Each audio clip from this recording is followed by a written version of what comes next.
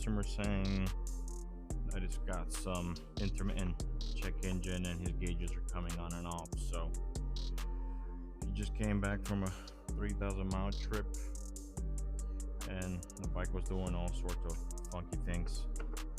We scanned it. It's got some intermittent codes, so we just put the Shark Demon headlight before he went on his trip, and had to reconfigure the amplifier mount and a couple of things in the fairing. So we're gonna pull the fairing off and make sure that nothing in there came loose and everything is where it needs to be. Oh, we also put the I always forget the name of this radio, the Diamond Audio radio on this bike.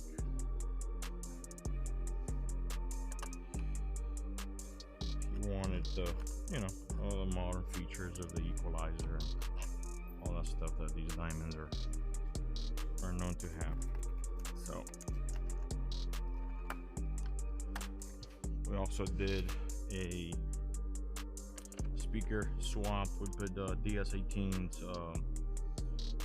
6.5 shallows and a pair of 6x9 hybrids on the rear.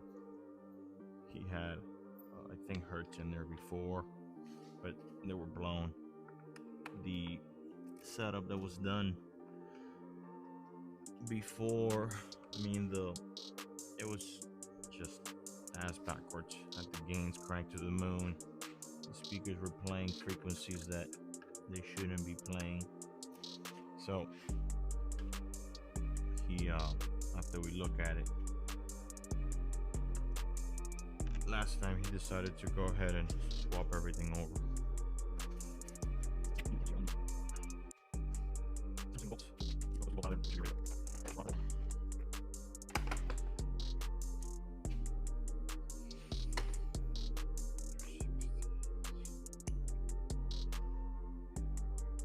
Okay.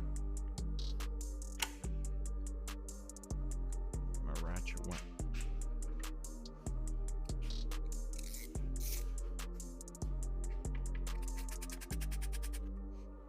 He's also getting a constant DBS light. The bike, he had his wheel swapped over in Daytona from the rally. He had the wheel on the bike and swapped for this wheel.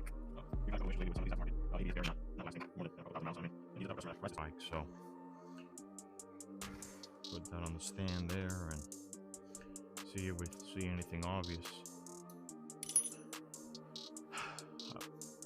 The Shark Demon assembly is a pain in the ass to take on and off of there. You literally got to take the entire light assembly apart. I mean, it's not like the factory headlight where you take 4 bolts, you unplug it, and it's a done deal. It's actually it's got a bunch of little Allen bolts on the side, and then you got to take the physical bolts that hold the headlight in place, that, you know, allow you to pivot the headlight to be able to get the headlight off of there.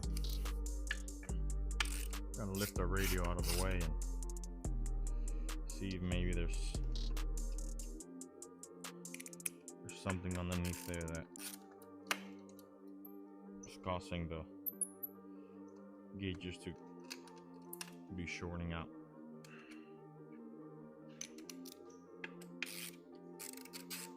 This bike also, when they had done a full Hertz system, yeah, it was Hertz speakers, but it had a Fosgate, it had a Fosgate amplifier on there.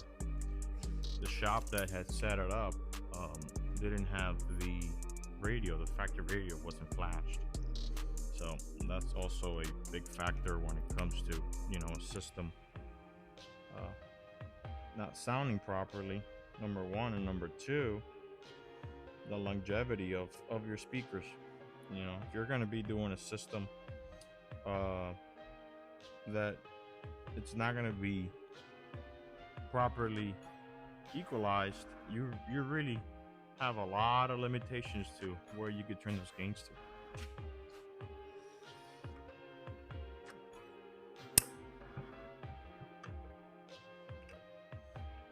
Take a peek at this wiring. We're actually gonna be adding an amp rack for this configuration, because he literally came like 2 days before his trip to do a couple things to the bike, because he didn't want to take a 3,000 mile trip with blown speakers.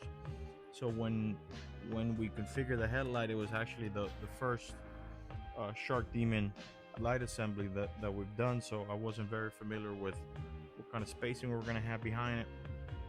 So the way that we put the amplifier in there is just using that type of plate that just holds it to the bottom of the mounting plate of the radio, and I'm not a big fan of those plates, because you practically just hold it in place with Velcro, and I don't like it. I'd rather have everything mounted, especially with this particular customer that he rides his bike hard. He's got big horsepower, a lot of performance stuff on it. It's got O-rings in the front and the rear, so he uses the bike for what it's meant to be used for. So we want to make sure that everything is properly secured, and we're not going to have any issues with something coming loose and shorting out. So pop the cluster. We're actually going to be doing away with these bars. We're going to run the Koso D2 gauge on it up on the risers. Actually very similar. We got a breakout that we're building, and my personal bike, my performance bagger, that's got that gauge in the middle. So that's where we're going to be swapping to this. We're actually, since the bike is here, we're going to pull this cluster out. We got to do some mock-up work. The piece that we use, actually, I'll go grab it. It's here somewhere. The piece that it's going to replace the factory, I'll get up close to the camera so you can see it. So Dirty Bird makes this piece that replaces the factory console where your gauges would go, and they're designed for a T-bar configuration. But SBC, which is Sick Bagger Parts, which is the guys that we get our risers from, their risers are not round or square, so we have to go in there and trim it and make sure that we got proper fitment, and it looks to par. So we normally like to mock the risers up, just kind of square these cuts up a little bit, make sure it's going to be nice and snug. Obviously leave a little bit of room for little vibration and dampening, especially the way this guy rides his bike. He's out there beating on it, doing wheelies and stuff. So we'll trim it, mock it up, take advantage of the bike is here, and we'll go ahead and paint it, color match it, and then assemble that D2. But sure. So what we're gonna do is break the fairing apart, take the headlight off, take all the mounts, trim the factory bracket, mount a Lex amp rack in there, and get everything remounted where it's supposed to be. And then we'll see if we can identify what the issue is through the process. If not, we'll put it all back together, take the bike for a quick spin, and see where we're at. So we're gonna be taking that Shark Demon headlight off. Gotta go get a 10mm, because we are going to completely disassemble the fairing, so we can trim the factory bracket, and we are able to get an amp rack in there that's going to hold the amplifier the way that I prefer it to be in there. So these Shark Demons have this type of filler panel that fills in all the gaps around it, and then we got to pop the headlights, both of the headlights off. And after we do that, then we could take the I think I might have misspoken on that. I think the assembly might come loose then. Hold up. Going to this is the first one we've done. So that's last one off. There's two bolts that actually bolts that are holding the rear in place. So the bottom ones are already out. We're gonna take a quick pop on top so you can just get on how to reconfigure it. I already got the amplifier kind of loose. I got the main fuse off, obviously, and I gotta pop the main fuse for the amp. I got the main power fuse for the bike already off of there. Let's take a peek here. The headlights, we could probably aim them down slightly, and then we were able to get to those 316s to sit in the back of it. Let me see. All right, so we got our 316s. We're gonna loosen the two. We're gonna remove, not just loosen. Because we already had the lights set that he picked the bike up. We put the bike up against the shop door here and kind of moved them up and down a little bit to where he felt that he was going to get the best angle, best lighting angle for where he drives more often at. He kind of lives in a dark area, so he wants to have good lighting as he's coming in and out of the neighborhood. We have another set of these shark demons, and I was told, because the customer wanted the amber function, that the new ones are not gonna have the side light. So in the casing, this area here is blocked off. I thought it was pretty cool because when this version, I guess this is the V1 they call it, because when you're standing, I mean, you could see light being spread almost 180 degrees, you know, just not at a focal point in front of the bike, but actually off to the side. So it kind of sucks that they're going to block this off, because I think that's a pretty good feature, you know, for safety, and also, man, I've driven all up and down the states in the middle of the night in dark roads and country roads, and there's nothing worse than going down a road that you don't know and not having good lighting. I mean, it sucks. So anyway, so I take that back. We are able to take off the entire assembly without physically having to remove the lights off the bracket, but obviously they will have to be readjusted afterwards. I've never done a Lex amp rack, obviously, with these lights on there, so I'm gonna have to do a little bit of mock-up and finish putting these lights off, get the rack off completely, get all the pods and all the good stuff off of here, and then get to cutting it. You gotta, if you ever done a Lex rack, you could Google it. You see online that you have to notch a piece of the factory rack off to be able to have access and be able to fit the rack in place. So the assembly comes out like this. These are the two bastards that are tough to get. So obviously the light sits probably somewhere around there, and this bolt sits behind it. So without a ball end socket, it's very tough to get it in place. And this is the feature that I was talking about, the side marker. I got another rogue light here that we're getting ready to put this stuff on there, and on the box, at least, for what I was told on the phone, they're not going to have this feature here. Put this off to the side.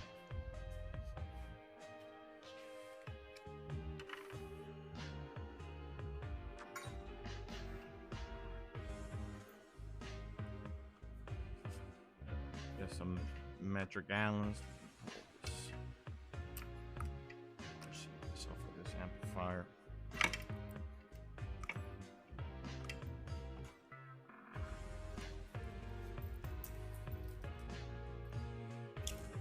Continue with the tear down. All right, so we're going to be removing the the rest of the components.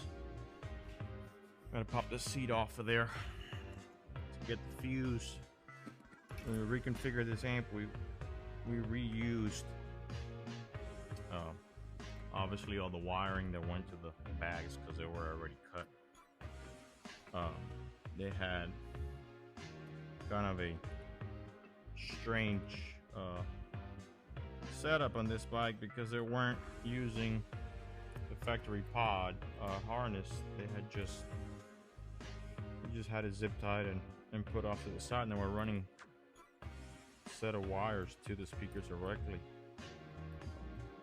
I don't know if they didn't have the adapters, the pigtails for that, or what might have been the reason why they do that. But anyway, now that we're gonna go ahead and take all this stuff off, we're gonna go ahead and rectify that as well. Oh, so this is the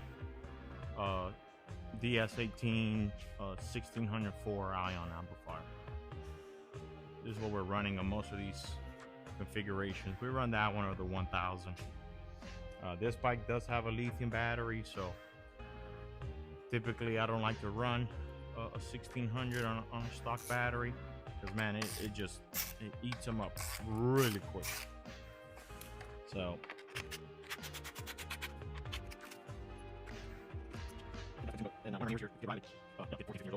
this whole assembly here gets taken away to clear the amp rack.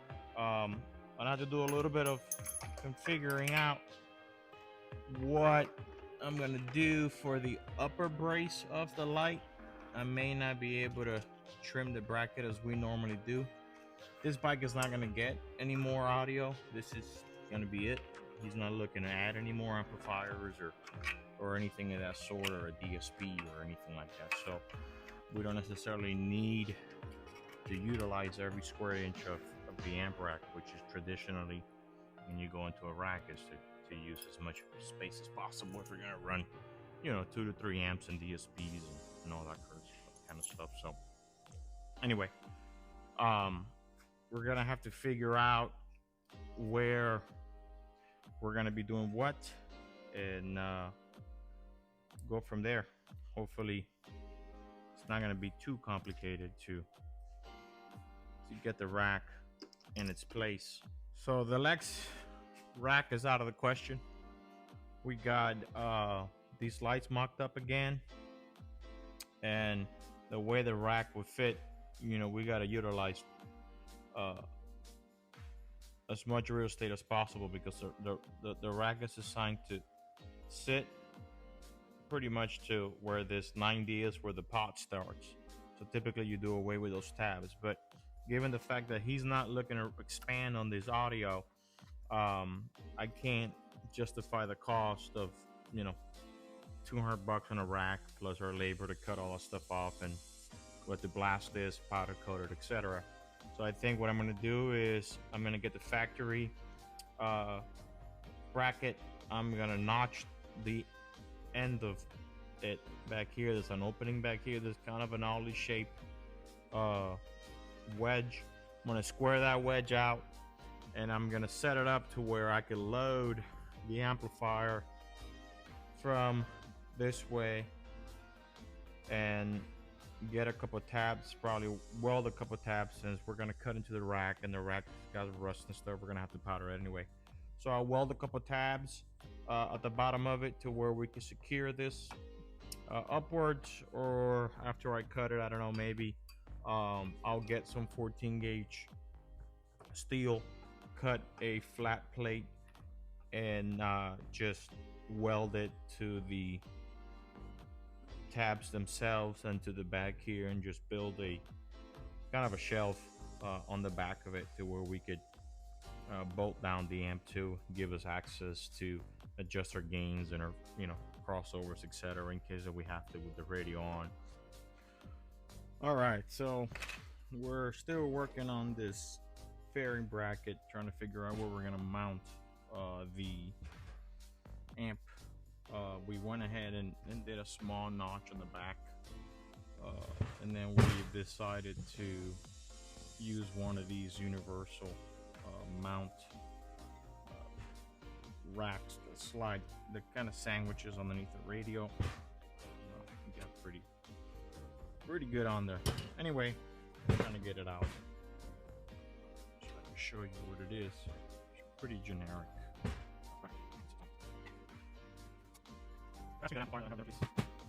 Thank you. So the idea is going to be that the rack is going to sit inside of the fairing, and we're going to slide this through the slot of the radio, obviously positioning the RCAs directly behind the light, so if we have to make any adjustments or anything, that's where it's going to live.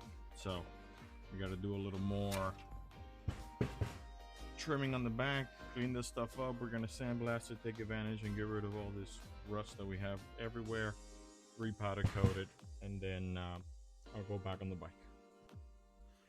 Alright, so today we're going to be assembling this Rogue Glide. We went ahead and got this amp rack slash fairing bracket redone.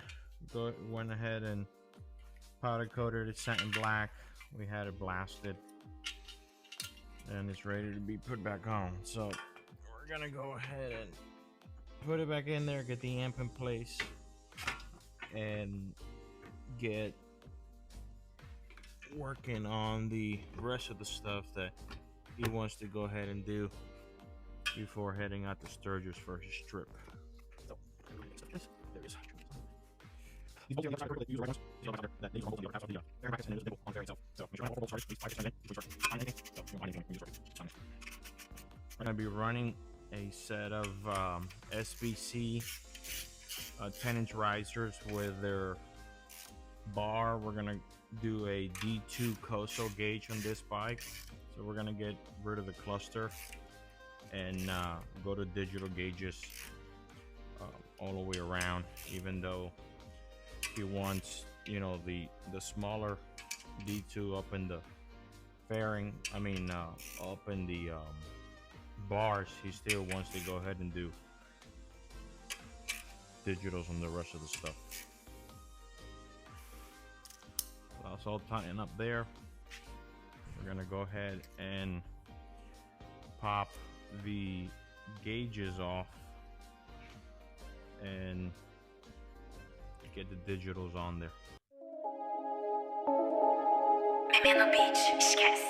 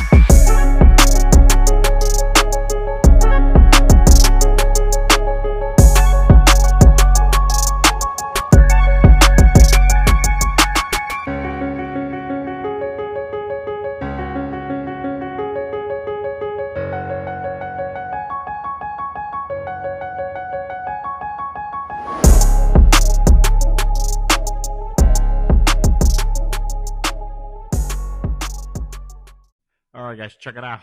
We got another one that's getting ready to hit the road. Our good friend slash customer Mike